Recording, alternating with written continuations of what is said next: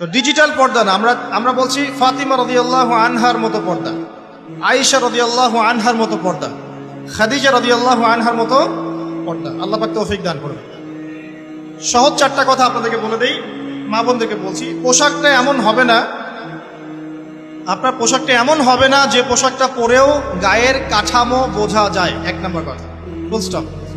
এমন বোরখাও চলবে না যে বোরখা পরলে গায়ের কাঠামো দেখা যায়। এটি প্রজেক্টর আছে ওখানে, হয়তো বা দেখতে পাচ্ছেন, বুঝাচ্ছি। এই যে আমার জামার হাতা দেখতে পাচ্ছেন, আমার হাত কতটুকু মোটা আপনি কি বুঝতে পারছেন? আমার মাসল কি বুঝতে পারছেন কত চওড়া? 4 প্যাক না 6 প্যাক? আচ্ছা, এটা কোনো প্যাকই না অবশ্য। আচ্ছা, তো এখন এটা ঠিক আছে পর্দা। এটা যদি আপনার অন্য কোনো অঙ্গ প্রত্যঙ্গ হয় একই হুকুম।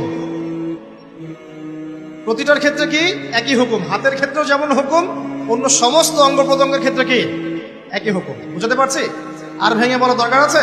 আচ্ছা, এখন যদি এই কাপড়টা এমন হয় যে কাপড় পরেও আমার হাতের কাঠামোটা এভাবে বোঝা যাচ্ছে, দেখেন এখন বোঝা যাচ্ছে যে আমার হাত কতটুকু মোটা কতটুকু পাতলা, এই পর্দা চলবে না, এই বোরখা চলবে না। এটা 1 নাম্বার। 2 নাম্বার কি?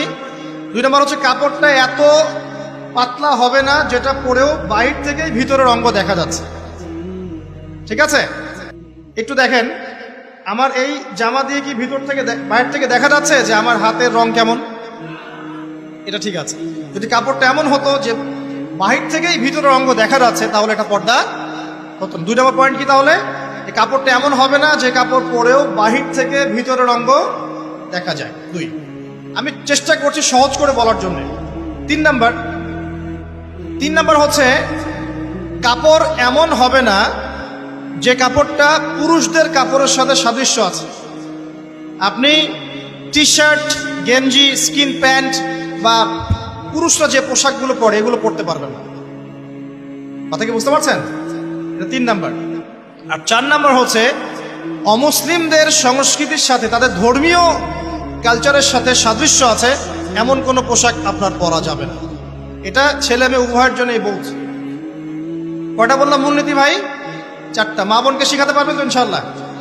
কাপড় এমন হবে না যে কাপড় এত টাইট যেটা পরলে শরীরের কাঠামো বোঝা যায়, পর্দা হয় নাই, চলবে না। যদি বোরখাও হয় তবুও চলবে না। 2, এত পাতলা হবে না যে বাহির থেকে ভিতরের অঙ্গ দেখা যায়, চলবে না। 3 নাম্বার, পুরুষদের পোশাকের সাথে সাদৃশ্য আছে এমন পোশাক পরা যাবে না। যদিও বা শেষ জামানায় এই শ্রেণীর মেয়েদের সংখ্যা বাড়বে যারা পুরুষের পোশাক পরে রাস্তায় ঘুরবে।